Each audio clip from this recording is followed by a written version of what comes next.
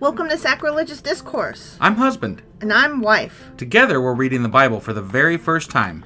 We grew up without religion and wanted to know what all the fuss was about. Well, what have we learned so far? That God is a dick, and apparently some people believe in talking donkeys. We're not trying to pass ourselves off as experts. Nope, we're just reading the Bible for the first time and giving our first take reaction. If you'd like to join us in this venture, you might consider starting at episode 1. Otherwise, jump in wherever you like. All right, let's go read the Bible. Yeah, let's get to it.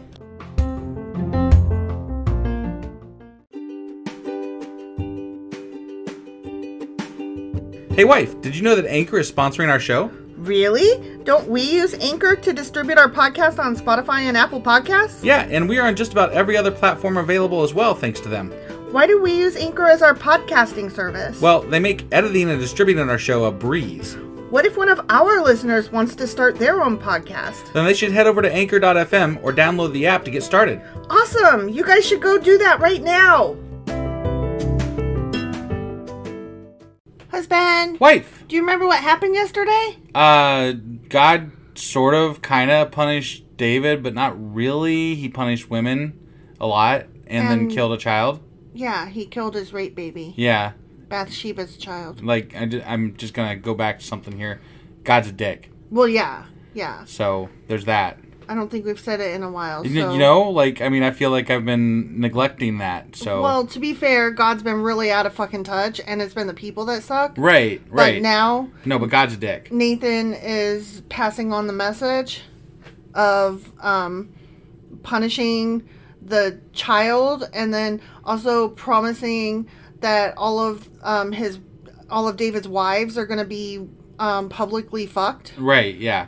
So I'm just doing the public service of passing along our message of God's a dick. God's a dick. Yeah. Of the Bible. God of the Bible. God of the Bible is a dick. Yeah. He is a dick. Yep. I had to say it a couple of times. He's a dick. He sure is a dick. Yeah. What a dick. Oh, and there was a 75-pound crown. Oh, yeah. That's insane. Yeah. Who the fuck, like, if you were the guy making that shit for the king, right? Because somebody made that. Mm-hmm. Don't you be like, what in the fuck is wrong with you? Why you gotta Why be do you so need flashy? a 75-pound fucking crown? Like, do you feel special now? Right? You said it reminded you of truck nuts. Yeah. With the big tires. What do you need a crown that fucking big for? Like, it's insane. It's stupid. Yeah. What it's silly and childish. You're gonna fucking break your goddamn neck, which, good for you. Whatever. Yay. I mean, whatever. So, yeah, that's... Fucking people are stupid back then. People are always stupid. Well, because that's true. There's still people that want all that flashy nonsense. Yeah. Like, in the small town near where we live, there's, like, normal houses, and then there's, like, this street of nice houses, and then, like, smack dab in the middle of nowhere, there's this, like, mansion with a fucking pond and a pier out on the pond. Like, what the fuck? Why? Yeah. That doesn't belong there. Right. Why? We're flashy. We own the most. We have the biggest. We have the best. Right. Okay. You and your cute little fucking pond in this little town. Yep. Okay. With your 75-pound crown and your truck nuts. Go you, shiny motherfucker. So anyway. Right. God was a dick in chapter, 2 Samuel chapter 12. And today we're going to be reading 2 Samuel chapter 13. All right, let's go find out if he's a dick today. I bet he is. All right.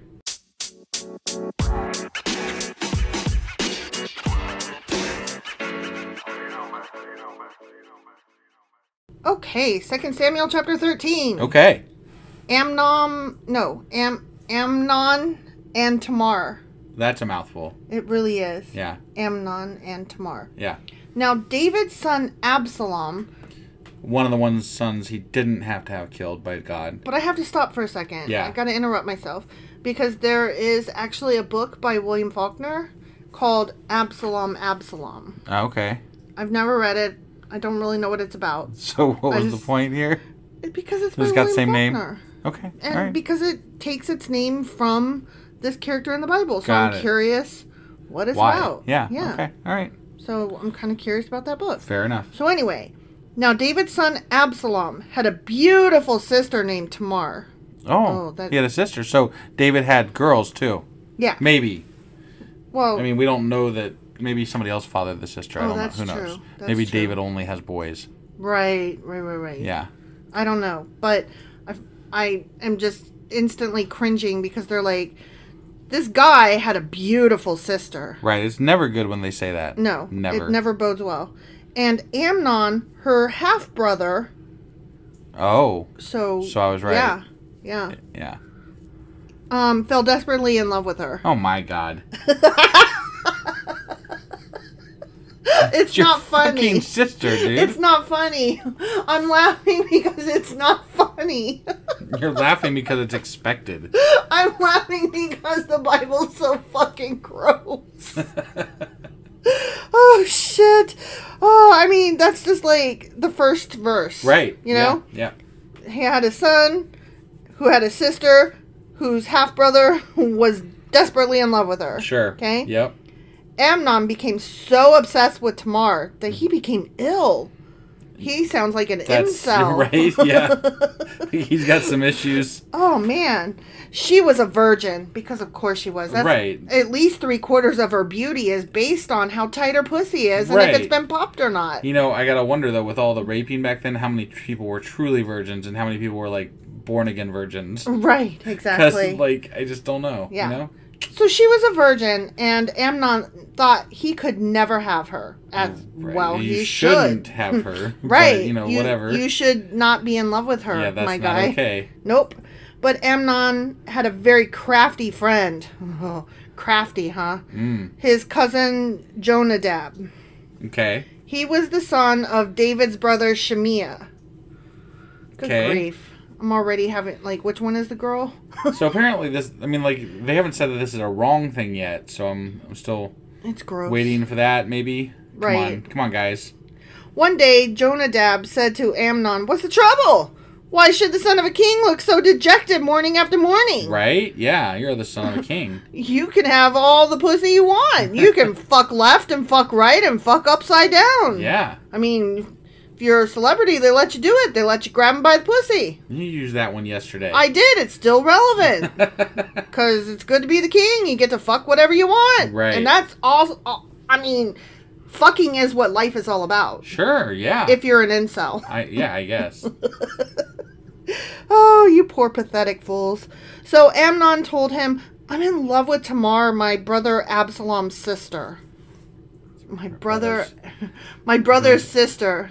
Right. My half-sister. Still my half-sister. Still my half-sister. Yeah. Okay. I mean, unless they don't share any parents. Right. But they Could said, it be your half-sister if you don't share any parents? It couldn't. If it's a half-sister, one of your parents is the same as her parent. Yeah. I'm wondering how they're using the term half-sister, because they said straight up front it was her half-sister, his half-sister. Right. Which means they share one parent. Well, so this has been rewritten to, and I'm going to go with they're related. I feel like they're related. Because they said half-sister, and half-sister to me, and it has been interpreted for today, half-sister means half-sister. Right, exactly. So, therefore, half-sister. Well, Jonadab said, "I'll tell you what to do. Go back to bed and pretend you are ill. Because, trickery is always good. That's how you get the girl. Okay. When your father comes to see you, ask him to let Tamar come and prepare some food for you." Yeah. And play on her sympathies. Trick her. Right. Trick her. That always wins you the girl. Right. Tell him you'll feel better if she prepares it as you watch and feeds you with her own hands. I'm sure that David's going to go right along with this because he's a piece of shit. Now, we did cover you're not allowed to marry certain people that are close to you at some point in the Bible, right? We did. Okay, so I'm trying to set the stage up front. They know this is wrong. Yeah. Okay. Yeah. I mean, at least I'm assuming they know this is wrong. They should know this is wrong. Right, they should know this is wrong. So Amnon lay down and pretended to be sick because he's a son of a bitch. Right. And when the king came to see him, Amnon asked him, "Please let my sister Tamar come and cook my favorite dish as I watch. Then I can eat it from her own hands." That's the only way I can possibly feel better. Right, yeah. See, now when I'm sick, I'm like, everybody fuck off. Leave me the fuck alone. Right. And I'm going to order some DoorDash and I'm going to go to sleep on the couch under an Afghan And I'm not coming out until I feel better. Right. Nobody touch me. Go away. Right. Right. Don't talk to me even. Yeah. But no. This guy's like, oh, come be by me and feed me with your own hands. Yeah, okay. You are sick, but not the way you're pretending to be. Right. So David agreed and sent Tamar to Amnon's house to prepare some food. Yeah, because David's a son of a bitch. Right. When Tamar arrived... David doesn't know. Okay, but he doesn't not know either. How do you know? Okay, so your son comes to you and says, oh, please send my beautiful sister, half-sister, to come make food for me and feed it out of her own hands. It's gross. It's weird and gross. All right. It's just fucking weird and gross. Whatever, okay. This cannot possibly be the first time that he's done some shenanigans to try to get in our pants. Okay. I'm just saying. All right. Boys are gross. I hate this story. It's really pissing me off. All right. So don't even... Go ahead. You know what? I'm going to tell you right now, straight out the gate, okay? I am biased. I hate this story. I don't know how it's going to end, but I'm going to bite anybody who even a little bit is like trying to make an explanation here. Okay? Sure. I'm just being upfront. This is on me, okay? Okay.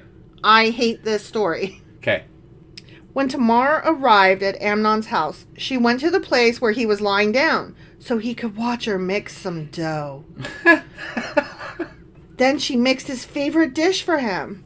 But when she set the serving tray before him, he refused to eat. Okay. Everyone get out of here, Amnon told his servants, so they all left. Then he said to Tamar, now bring the food to my bedroom and feed it to me here. Oh my God. Oh, I'm so sick. Oh. So Tamar, poor girl, probably had him chasing after her whole fucking life and is like, here we go. Took his favorite dish to him. But as she was feeding him, he grabbed her and demanded, come to bed with me, my darling sister. Jesus Christ. No, my brother, she cried. Don't be foolish. Don't do this to me. Such wicked things aren't done in Israel. There we go. Where should I go in my shame? And would you be called one of the greatest fools in Israel? Please, just speak to the king about it and he will let you marry me. What? I can't just... That's against God's laws. I can't just fuck you. I have to be married to you, brother. But that's still against God's laws, from what I understood, at least when we were going over that shit. But Amnon wouldn't listen to her, and since he was stronger than she was, he raped her. Literally, those words. Okay. So that happened. I hate this story. Yeah. And it's gross and I hate it. Right. I don't have words for how much I hate this fucking story. So he needs to die. I hope he dies a painful death. Right. I have zero sympathy for incel sons of bitch rapists. Right. Then suddenly, Amnon's love turned to hate. Go figure. Okay. And he hated her even more than he had loved her. Get out of here, he snarled at her. No, Tamar cried. You literally just took my fucking virginity, you asshole. Right. Could you not? Sending me away now is worse than what you've already done to me. Yeah, you've already raped me. Can you just marry me now? I mean, you're gross all the way around. Right. But, like, my literal only redemption now, because I am a mere woman in these times, is if you, my brother rapist, will marry me. Right. Good grief. But Amnon wouldn't listen to her. He shouted for his servant and demanded, throw this woman out and lock the door behind her. Oh my God. I hope he dies a very painful death. Right. So the servant put her out and locked the door behind her. She was wearing a long, beautiful robe, as was the custom in those days for the king's virgin daughters. But now poor Tamar tore her robe and put ashes on her head, and then with her face in her hands, she went away crying. As well she might. I can understand why she might. Also, this probably should have come with a motherfucking trigger warning, but, you know, we're reading the Bible. Who knew you have to have a fucking trigger warning? Right. For the Bible. For God's Word. I hate this book. I hate this story. Agreed. Okay, that's the end of that section, but now we've got another section. Absalom's revenge and flight. Okay. Her brother Absalom saw her and asked, excuse you, is it true that Amnon has been with you? Well, my sister, keep quiet for now since he's your brother, but don't you worry about it. Oh, he gonna get it. Yeah. Good. So Tamar lived as a desolate woman in her brother Absalom's house. I'm glad Absalom is taking care of Right. her. No, and I hope he takes nice. care of what's his butt, too. Yeah. When King David heard what had happened, he was very angry. Oh, was he? He only helped facilitate it. Right. You didn't know you had a rapist living in your midst, huh? You being rapey and all. Right, yeah. Can't imagine where he would have learned that, That kind of behavior. Right. And though Absalom never spoke to Amnon about this, he hated Amnon deeply because of what he had done to his sister. 2 years later, when Absalom's sheep were being sheared at Baal Hazor near Ephraim, Absalom invited all the king's sons to come to a feast. He went to the king and said, "My sheep shearers are now at work. Would the king and his servants please come to celebrate the occasion with me?" The king replied, "No, my son. If we all came, we would be too much of a burden on you." Absalom pressed him, but the king would not come, though he gave Absalom his blessing. "Well then," Absalom said, "if you can't come, how about sending my brother Amnon with us?" "Oh, why Amnon?" the king asked. But Absalom kept on pressing the king until he finally agreed to let all his sons attend, including Amnon. So, I have a feeling this is Amnon's death here. Yeah. Yeah. So Absalom prepared a feast fit for a king. Absalom told his men, "Wait until Amnon gets drunk, then at my signal kill him." Sure. Good. Yeah. Fair. Yep. Times being what they are. Right. "Don't be afraid. I'm the one who has given the command. Take courage and do it." So at Absalom's signal, they murdered Amnon. Nice. Then the other sons of the king jumped on their mules and fled. I bet they did. They didn't have anything to worry about, though. But they don't know what the fuck's happening. Well, yeah, that's true.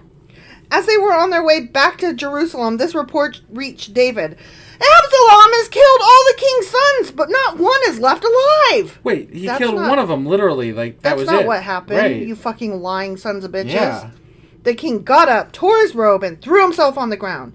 His advisors also tore their clothes in horror and sorrow.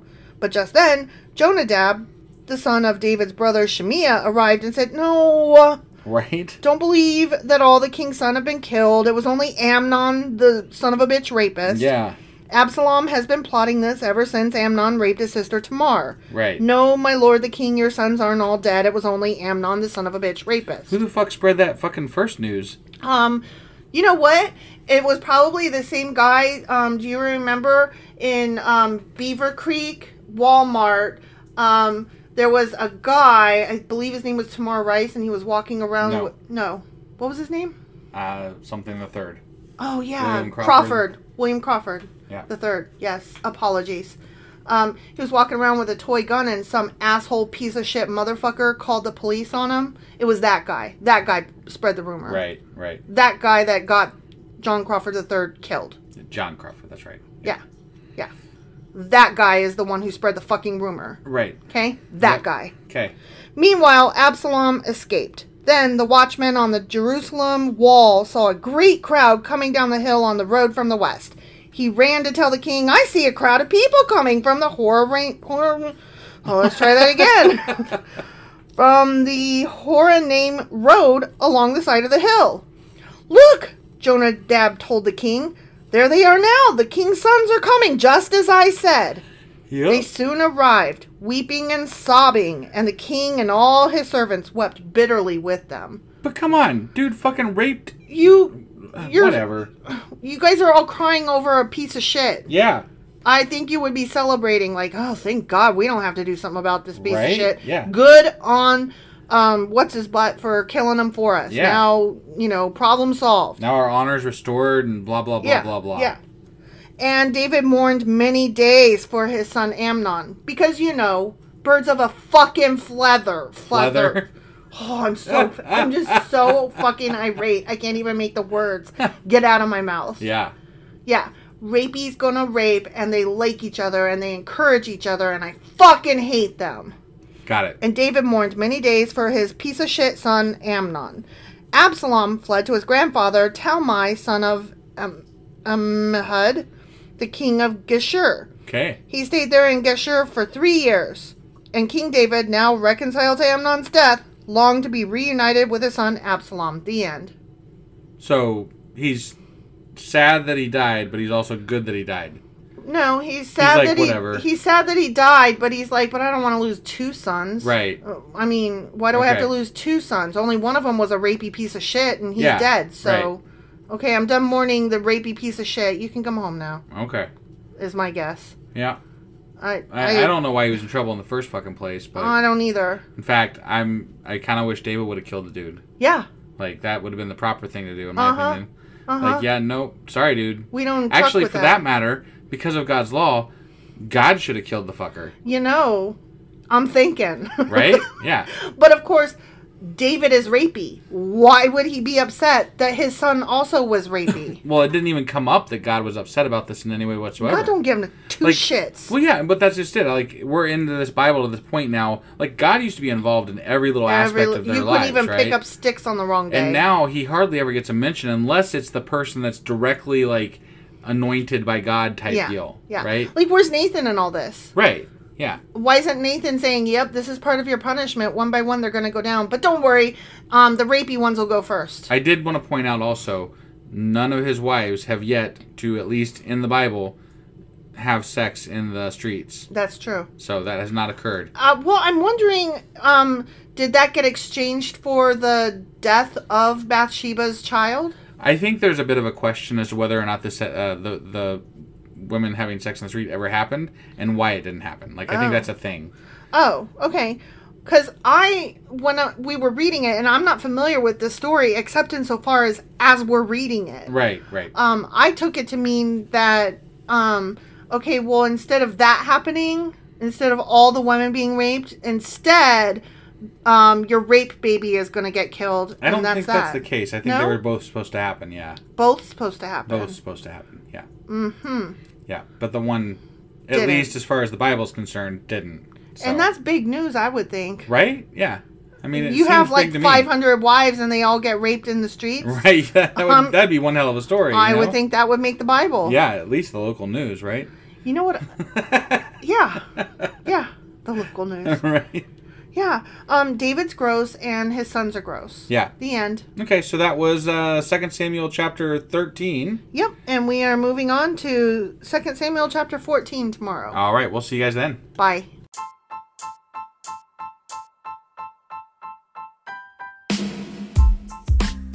Hey, wife, I guess that's the end? But husband, that's just sad. It doesn't have to be. We are on lots of social media platforms like Twitter. Our handle there is sacrilegious_D. For D's nuts. Oh my God. Stop doing that. Anyway, we're also on Facebook, Instagram, and Pinterest. There's a link to all of our social media sites at our website. Ooh, we have a website? Yeah, it's sacrilegiousdiscourse.com, where you can also find a link to our merch shop.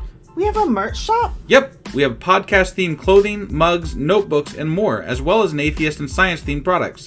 Wow, our fans should really go check that out right now. Definitely. They can get in touch with us by sending an email to sacrilegiousdiscourse@gmail.com. But before they do that, we could really use some help. Oh yeah? With what? Well, it's not free running the podcast, and we need some financial support in order to get better equipment, which will free up time so we can concentrate on our podcast and our fans. Okay, so what should they do?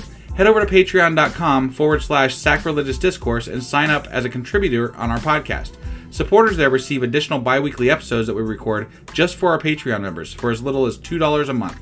Also, we'd really appreciate it if you would like and subscribe on whatever platform you're using. And Apple Podcast reviews help us out tremendously. Like and subscribe. Leave an Apple review. Join us on Twitter. Support us on Patreon. That's a lot of instructions. Don't forget to say thanks. Thanks. Okay, bye.